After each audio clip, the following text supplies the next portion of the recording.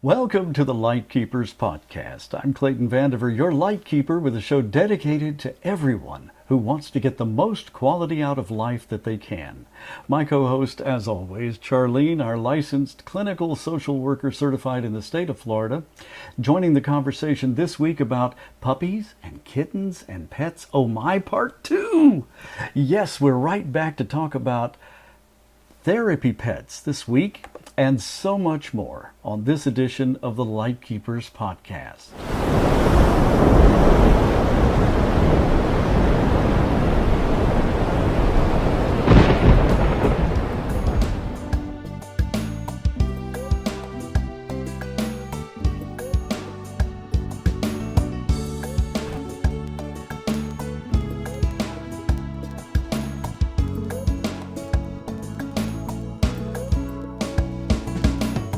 And remember, you can leave your questions or comments below. We love to hear from you. Questions this week will be answered during our next show, and it appears online at 7 p.m. Eastern every Wednesday. The Lightkeepers Podcast is an exclusive production of A Guiding Light. We'll tell you more about them at the end of the podcast. But let's get right into this week's conversation about puppies and kittens and pets, part 2, the therapy pet. What? Charlene, what is a therapy pet? Well, on our previous episode, we were talking about the benefits of pet ownership, and the topic of therapy pets came up. And a therapy pet is quite simply a pet that's more than a pet. It's a pet that serves a functional purpose aside from the emotional and health benefits. Some therapy pets are very, very specially trained to be able to provide safety benefits to their human companions. For example, there are dogs out there that are trained to be able to predict when their owner is going to have a seizure, or things like that. But therapy pets can also be used for other things too. So I did some research on this, and there are therapy pets for a lot of different things. For example, there are therapy pets out there for dementia, to help patients with dementia, for children and adults with ADHD, attention deficit hyperactivity disorder, also for depression and schizophrenia.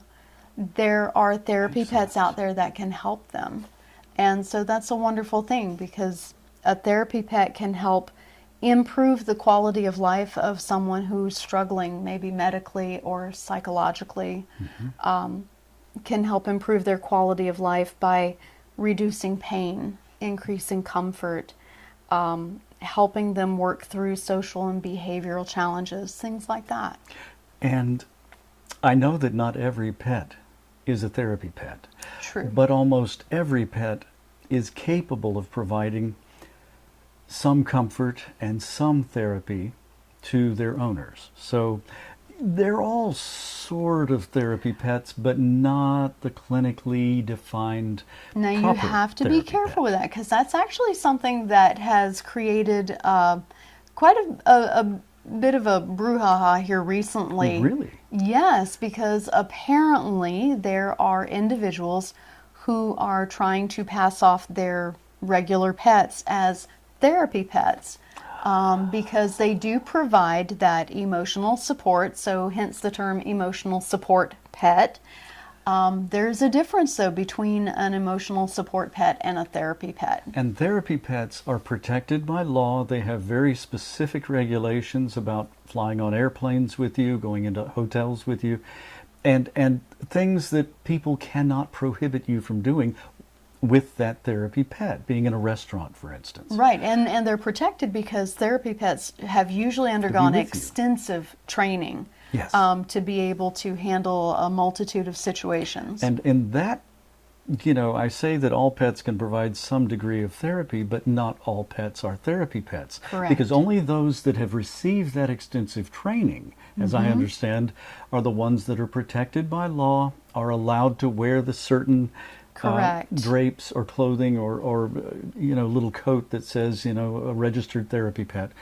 It's sort of like you have to be registered, it has to be trained, it all has to be done right. You can't just say, I found this lizard in my yard, and it's my therapy lizard. It makes me feel real good to have it with me. Oh my goodness, Okay, really? well, I couldn't help it. I'm sorry. Okay.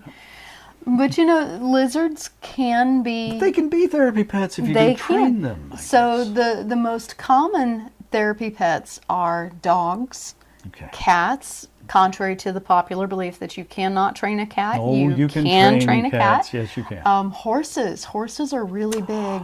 No pun intended. But I never thought of a horse being a therapy pet. Absolutely, absolutely. That's Horses amazing. are wonderful therapy pets. They're very intelligent animals. There are some wonderful organizations that use therapy horses to work with autistic children to help bring them out of their shells, so to speak, and improve their behavioral. I know that some smaller breeds of horses have been brought into hospital settings and into children's wards. I've heard of that happening. There are regular sized horses. In fact, right here in Florida, there's a stable where you can take children with disabilities or challenges, and they have therapy horses that can work with them. Oh, that's wonderful. That is Yeah. great. Well, I guess then that also leads us to the next logical question. Where do you find those registered, properly trained animals when you feel or when your doctor feels that there is a need for one? So there's a very, very lengthy process you have to go through, and each state is different. Each diagnosis is different. So depending on what kind of therapy pet someone needs, I would definitely reach out to, there's a multitude of organizations for each diagnosis. They go through a long checklist of matching you up to just the right Well, absolutely, because animal. this is a companion for life. Yeah. For the life of that animal's Absolutely, lifespan. absolutely. And what a shame that most animals don't live as long as the people they're caring for. I know that we also talk at times about when the end of life begins to approach. One of the most frightening things for many people is the realization that instead of the other way around, their pet is likely to outlive them. Correct. And then they go into a panic of, well, what happens to my pet now? None of my family wants it. It's old and cranky. It doesn't want to go anywhere else.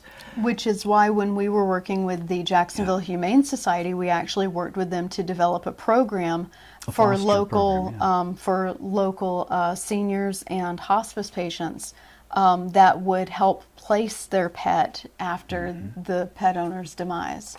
Well, and that's a wonderful, I guess, way to add some peace and add some comfort to people when that can be, if that's their only family member, if that's their Right. only thing in life that has provided them that care and that they've taken care of all this time, and now they realize they're not going to be able to take care of it anymore. That's a horribly stressful way to spend your last days. Absolutely. So that's a wonderful program that was very, very helpful, and I'm sure the Humane Society still works on ideas to foster situations like that. The Humane Society, not so much, but there is one of our local hospices that does partner with the Humane Society and other rescues. Oh, that's right. Truthfully, I tell you, if you... Needs to happen everywhere. Absolutely. Really does. And one of the best resources that someone can have if they are facing a life-limiting illness and they're looking for what to do with their pet, if family cannot be an option, if family is not a resource, then what I would recommend doing is reaching out to your local shelters, because yes, you have your ASPCAs, you have your humane societies, you have your city-sanctioned shelters, but there are a lot of small, I call them mom and pop rescues, which is, it's literally just someone operating a rescue out of the goodness of their heart. Most of the time they don't have a physical location. They work on a fostering system where they have foster homes. These are the places that are really going to be able to help you network and help you find a place for your pet if you're not going to be able to take care of them. Yes. Well, and on a happier note, I want to talk more about the not the foster pets, the the pets who assist you in the hospitals. Therapy pets. Therapy pets, thank you. Yes, I was off in another zone there thinking about the good old days of producing shows. And we still do that for animal shelters across America. Just going to take a little side note. The Animals at Heart show is now produced for online delivery on the websites and through social media of shelters anywhere in America, because in the old days it was all done through satellite broadcast and very expensive means of production. And very the internet's expensive really forms of opened that up. And the internet has opened all of that up. So any animal shelter in America, if you would like some Animals at Heart style promos, minute-long promotions for animals, I know that it increased foot traffic at the shelter. It definitely got every animal that was ever on the show adopted. And I know that that was in excess of 8,000 animals over that 5 years. So if you want to boost adoption, if you really care about the animals that you want to find good lifetime loving homes for, contact us at Animals at Heart. And that's all part of a Guiding Light. It's a subsidiary of our nonprofit charity. We would love to talk to you, and we would love to produce some shows for you, or some segments. We have them in 5 or 10 or 15 animal segments. And they each get a minute, so up to 15 minutes you could do, or just a 5-minute segment, or individual segments to place on your website or on your social media each week, fresh animals to keep a constant flow of people coming in. And you know, it's a win-win, because you get a family that now has a pet that improves their quality of life. You get a pet that is now being rescued from shelter life. And in so doing, in taking that pet out of the shelter, now you're freeing up a shelter space for another pet in need. Absolutely. And the best thing is, when that pet's already adopted, because once it gets put on the internet, or once it got put on television back in the day, this was the early 2000s, and a lot of the animals would already be adopted. And I asked the shelter director, what do you do when they're heartbroken? They saw this animal, they fell in love with it on TV, and they came in to adopt it. She said, we have lots more. Absolutely. They would always go away with the animal, because sure, that one found a lifetime home. But there are oftentimes, and I saw this happen many times when we would tape that show, grocery buggies filled with puppies or filled with kittens that would come in the door in the early morning hours about the time we'd go in to tape the show, in the spring and in the fall, in the breeding season. And fortunately, there's a company now in town, a nonprofit, that spays and neuters strays so that you can trap and then release. And they're not going to continue. We called it an epidemic back in the day of overpopulation. But you know, it's not just the animals that are coming in off the streets.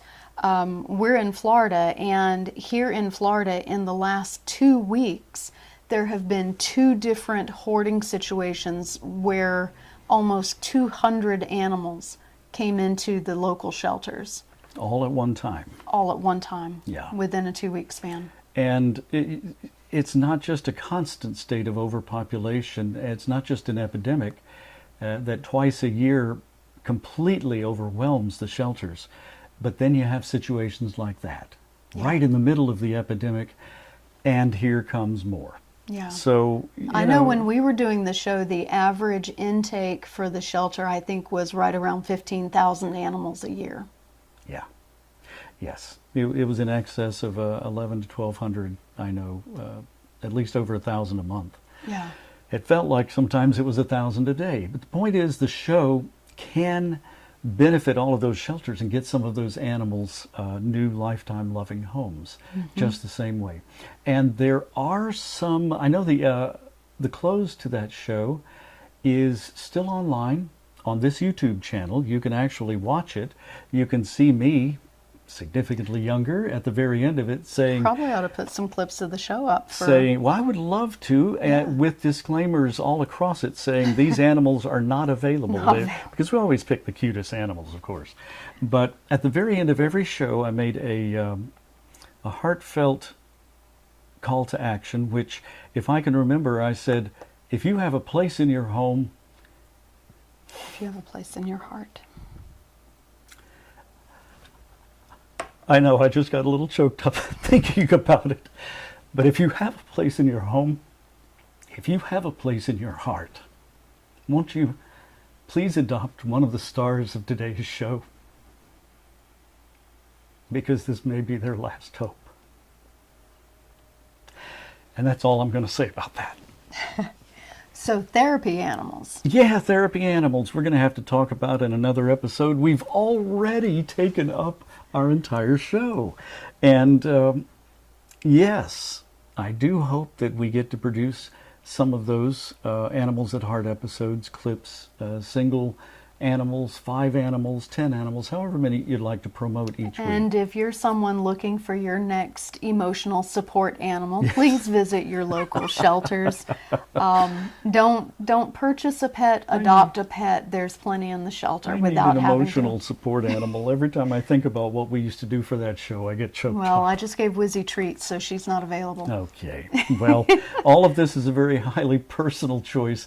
No conversation that we have on the Lightkeeper Podcast should ever take the place of your own medical care team or other professional advisor or humane shelter, who should always be consulted by you on your specific unique situational needs.